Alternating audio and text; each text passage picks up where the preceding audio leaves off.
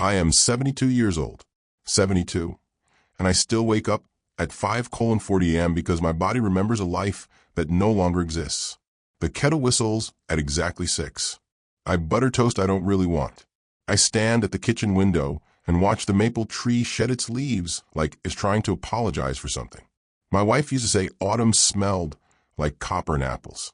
She's been gone 4 years now, and the house has learned how to be quiet without her. This house is not grand. 2 stories, beige siding. A narrow porch I rebuilt myself after the hailstorm of 2009.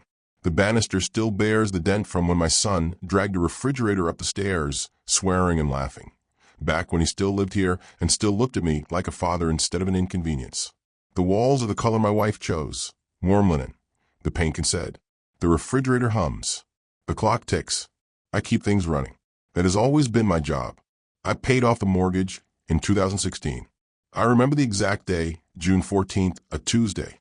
The bank teller slid the receipt under the glass and said, "Congratulations." I folded it carefully and put it in my wallet.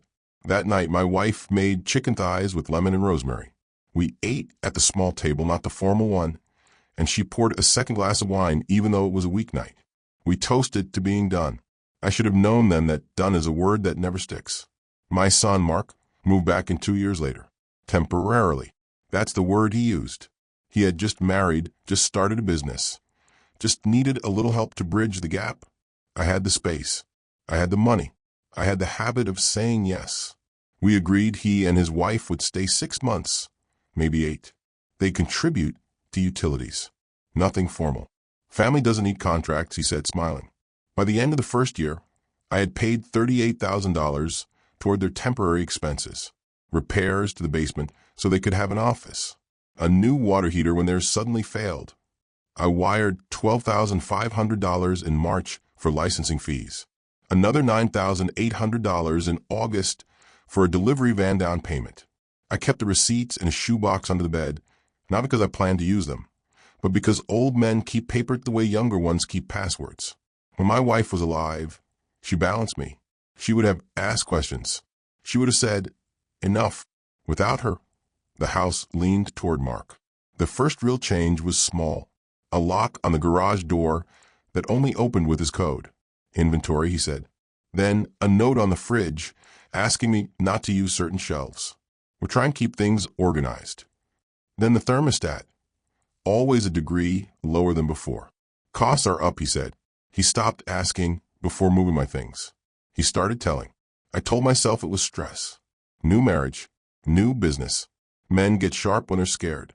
On October 3rd, I came back from the grocery store with 2 bags, eggs, milk, a small roast I planned to cook low and slow on Sunday. I tried my key in the front door. It didn't turn. I tried again, slower. The way you do when you think it's your fault. Nothing. The lock was new, shiny, unfamiliar. I stood there longer than I should have. Long enough for the cold to settle into my knuckles.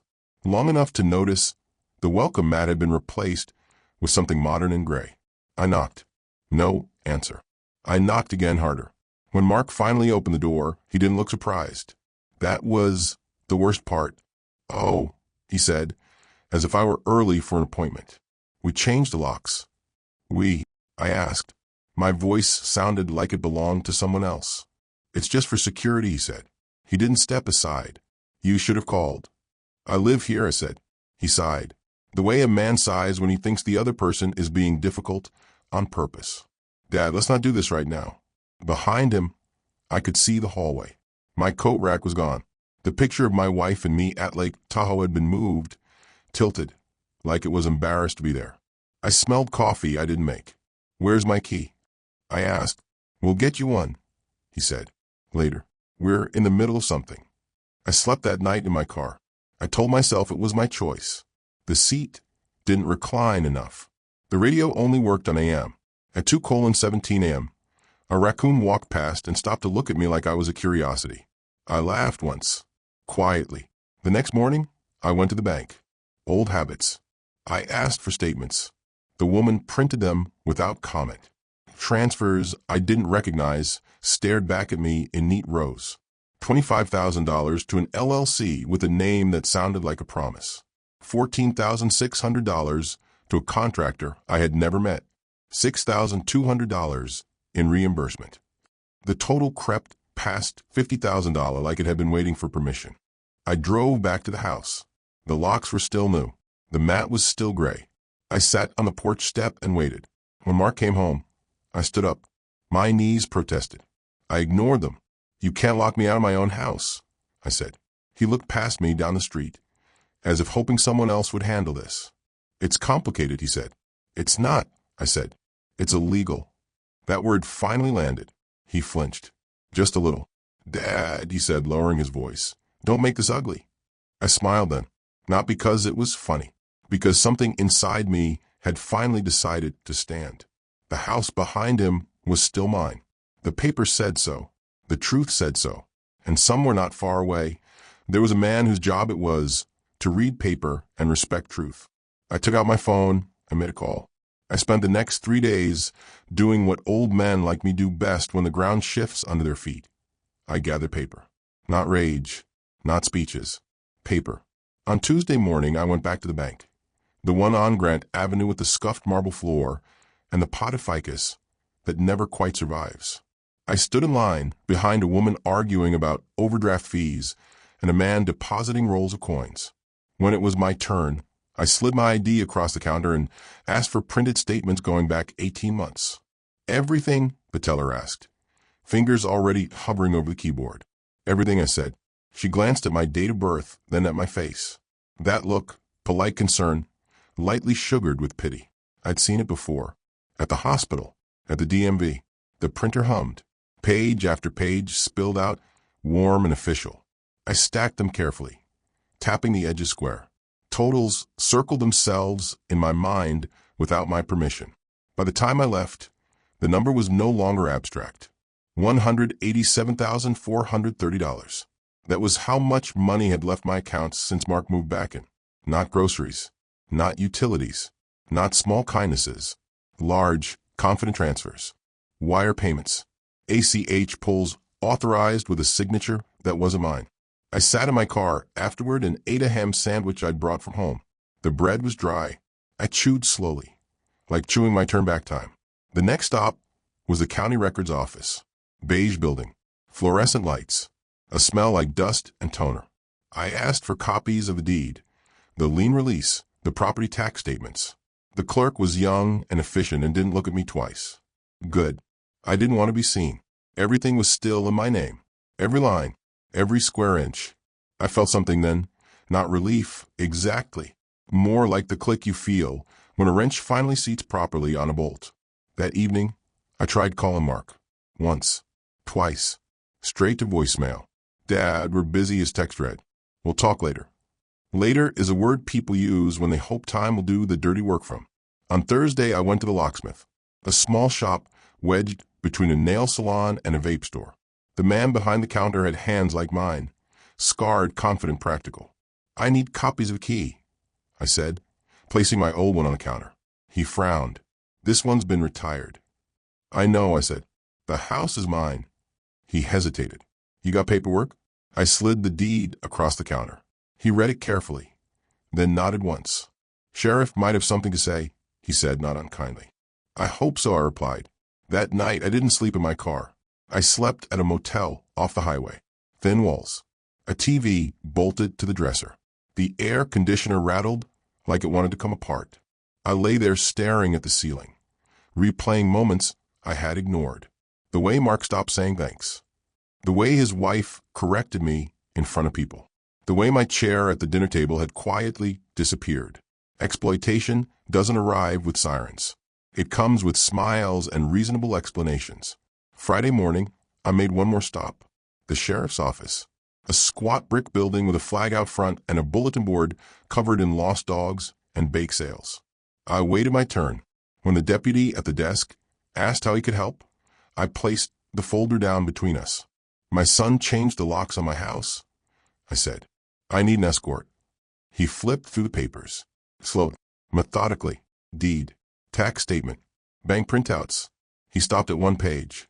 Just one line. His jaw tightened. He read again. "Sir," he said quietly. "When did you say this happened?" October 3rd, I replied. He stood up without another word and reached for his radio. That was when I knew this was no longer a family argument. It was a matter of record. The patrol car followed me back to the house at a respectful distance, lights off, the way you escort someone to a funeral rather than a crime scene. The deputy's name was Alvarez, late 30s, coffee breath, calm eyes. He didn't ask me questions on the drive. He had read the papers. Papers do the talking when people won't. When we pulled up, Mark's car was in the driveway. The newer one, black, still had the dealer plate frame on it. I noticed that detail and filed it away with the others. Alvarez stepped out first, adjusted his belt, took in the porch, the gray mat, the new lock. He knocked. Firm, official, not angry. It took longer than it should have. Mark opened the door, wearing socks and an expression he hadn't prepared yet. Surprise scrambled into irritation. His eyes flicked to me, then to the badge. "What's this about?" he asked. Alvarez spoke evenly. "Sir, we need to discuss access to this property." "It's a family matter," Mark said quickly. "We can handle it privately." "That would have been preferable," Alvarez replied. "But here we are." I stood slightly behind the deputy. I didn't need to say anything. My silence felt earned. Mark tried to smile. It didn't reach anywhere useful. "Dad, come on. You call the cops?" "I called the sheriff," I said. "There's a difference." Alvarez stepped forward. "Sir, this residence is owned by your father. Sole owner. No lien. No lease agreement granting exclusive possession. Changing the locks constitutes unlawful exclusion." Mark opened his mouth, closed it, tried again. "You don't understand the situation," he said. "We've been investing in improvements. We've put money into this place." Alvarez nodded. "That can be addressed in civil court. Today is about access." Mark's wife appeared in the hallway then, hair pulled tight, phone already in her hand. She looked at me like I'd tracked mud onto her rug. "This is ridiculous," she said. "He's confused. He's been forgetting things." I met her eyes. "I remember the amounts," I said, "down to the dollar." Alvarez raised a hand, gentle but final. "Ma'am, unless there's a court order stating otherwise, the owner is entitled to entry." Mark's shoulders dropped a fraction. The fight leaked out of him in small increments. He stepped aside. "Fine," he said, "but this isn't over." Alvarez looked at him. "Sir, today can end quietly if you let it." We walked in together. The house smelled different. New, cleaner. Citrus and something sharp. My chair was gone. The one by the window. Replaced with something modern and uncomfortable. I touched the wall as I passed. The way you do when you're checking if something is still solid. Alvarez stood in the living room and took out his notebook. "Sir," he said to Mark, "I'm going to ask you to provide any documentation you believe gives you the right to restrict access." Mark gestured helplessly. "We were protecting assets." Alvarez didn't write that down. Then he turned to me. "Is there anything else I should be aware of?" I handed him one more sheet. Just one. A bank authorization form. A line highlighted in yellow. He read it, went very still. His pen stopped moving. "Who signed this?" he asked. "I didn't," I said. He looked up at Mark. The room tightened. "Sir," Alvarez said quietly, "this signature doesn't match the account holders, and this authorization exceeds $50,000. Mark's wife started talking. Too fast, too loud. Words piled up and fell over each other. Alvarez raised his eyes from the page. "I'm going to ask everyone to take a seat." No one sat. Alvarez exhaled once and reached for his radio. That was the moment. Not the locks, not the money, not the nights in my car. That one line, read twice. Understood. The house went silent except for the hum of the refrigerator. If you believe older voices still matter, support this channel with a like and a subscription. The thing about consequences is that they rarely arrive shouting. They arrive with forms. Alvarez stepped outside to make call. When he came back in, he asked Mark for identification again. Slower this time, like he was memorizing the shape of his face. Another patrol car pulled up 10 minutes later. Then a third. No lights, no drama, just procedure. Mark's wife sat down at last, hard, on the edge of the couch. Her phone buzzed once in her hand. She didn't answer it. "Sir," Alvarez said to Mark, I'm going to advise you of something before we go any further. Unauthorized access to financial accounts over this threshold can constitute felony fraud. Mark swallowed. I could hear it. A small sound, but honest. This is a misunderstanding, he said. He gave us permission. Alvarez looked at me. I shook my head once. That was all. Then you won't mind if we let a judge decide, Alvarez replied. They separated us. Not roughly. Professionally. Another deputy walked Mark to the kitchen table and asked him to sit. Someone else spoke quietly to his wife near the hallway. I stayed in the living room, standing, my hand resting on the back of a chair that wasn't mine. The house felt like it was holding its breath. Paperwork appeared from nowhere. Names, dates, amounts. The numbers were read out loud, neutral and unforgiving. $25,000 on March 18th. $14,600 on April 2nd. $9,800 on May 11th. I noticed the way Mark stopped interrupting once the total passed 100,000. There's a point where denial runs out of oxygen. An hour later, Alvarez returned to me. Sir, he said, you have the option to press charges now or pursue this through civil court. Either way, we're documenting unlawful exclusion from your property. I looked around the room, at the scuffed floor where my wife had once dropped a casserole dish and laughed until she cried, at the wall where a picture had hung for 30 years. I want my house back, I said. Today. Alvarez nodded. You'll have it. Mark was allowed to pack essentials under supervision. A bag, a laptop. His wife argued about shoes. No one listened. When they left, the door closed behind them with a sound that felt final, but not satisfying. Satisfaction is for younger men. The locksmith arrived that afternoon. Same one as before. He nodded to me like we shared a secret. The new locks came off. New old ones went on. He handed me 3 keys. Keep one somewhere safe, he said. I knew what he meant. That night I cooked the roast. Low and slow. Rosemary. Potatoes. I ate alone at the small table. I didn't turn on the TV. I listened to the house relearn my footsteps. 2 weeks later, the envelope arrived. Thick. Official. Mark's name on it, not mine. A court date. Charges pending. Civil recovery attached. The amounts looked different on legal paper. Heavier. Less negotiable. He called once. Left a message. Apologies wrapped in explanations. Stress. Miscommunication. Family. I deleted it without listening to the end. On a Tuesday morning in November, I stood in front of a judge who spoke softly and read carefully. Funds were frozen. Restitution ordered. Temporary restraining order granted. The words stacked up into something solid. When it was over, the judge looked at me and said, "You did the right thing, sir." I nodded. Not because I agreed, because I was done explaining. That evening, I put my wife's picture back where it belonged. Straighten it. The glass caught the light. The house was mine again, and for the first time in a long while. So was the silence. I am 72 years old, and the house is quiet again. Not the uneasy quiet it wore when my wife first died, when silence felt like a question with no answer, but a steadier kind. The kind that comes after something has been set back where it belongs. The refrigerator hums. The clock ticks. The maple tree outside drops one leaf at a time, patient and precise. I changed very little after Mark left. I put my chair back by the window, the old one. The armrest still carries the faint burn mark from a soldering iron I set down carelessly years ago. I fixed the coat rack and rehung my wife's picture. Straight this time, not apologizing to anyone. I replaced the gray mat with the old one, frayed edges and all. It says welcome. It always has. People expect revenge to look louder than it does. They imagine shouting. They imagine triumph. They imagine a man my age standing tall while someone else falls apart. That's not how it went. What I felt was narrower, colder, like stepping out of the rain and closing the door behind you without looking back. Mark tried again in December. A handwritten letter this time.